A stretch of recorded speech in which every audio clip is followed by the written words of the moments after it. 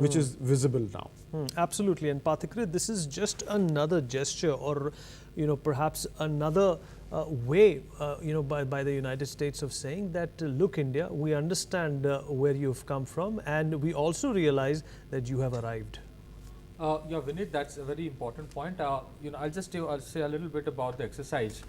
So far as these exercises are concerned, they actually put to test 4 things: the man, the machine, the interface, and the doctrine. There are 3-4 exercises like this, as Sir said, have been going on for the last 15-16 years: Shatrujit, Vajra Prahar, and Yudh Abhyas. But yes, whether you talk about the Houston meet that's going to happen in the name of Howdy Modi, or whether it's these joint exercises, all of these have a core. The core is about the synergy which is growing which has been growing over the last, say, 20 odd years. And there was something which was said, I think, if I'm not very wrong, by George Bush, that we are natural allies. Even though we have become strategic allies from the time of a logjam that used to be a hallmark of Indo-US relation to becoming strategic partnership, the core is again the strategic alignment that we have in the realm of the kind of democracy that we have, the kind of liberty that we enjoy.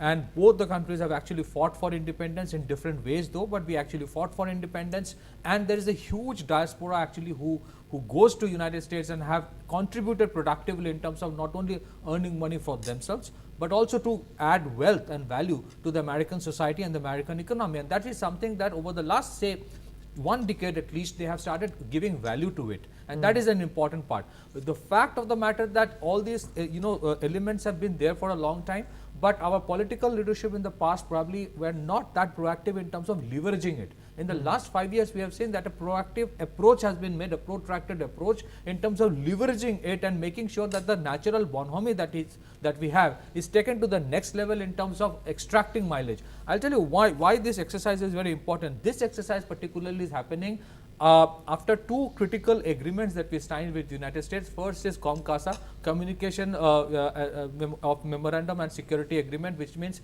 and the Strategic Trade Authorization Level 1 status that America gave to India. So this time what happens, a large more perhaps number of critical communication equipment, which otherwise the United States doesn't share with most of the countries. They would be using those now and sharing those codes and aspects of their utility in the ground and the warfare level with India, which actually helps in synergizing. And probably you never know, in the future there can be a scenario here or somewhere else where there is a requirement for these 2 countries to not only do business together, but also to fight in militancy or terrorism in a joint theater. That is also a reality. And fact of the matter, yes, everything said and done, we actually have a certain kind of affinity towards Americans, whether you talk about Hollywood, whether you talk about Western music, or whether you talk about the way the American capital venture organizations have actually, venture capitalists have helped many of the Indian companies, startups to grow. So there is this natural convergence, which is important, and now it is being extracted and leveraged by the political leadership of both sides to take it to the next level, which is a good sign not only for these 2 countries, but democracy at large and the world at large. Absolutely.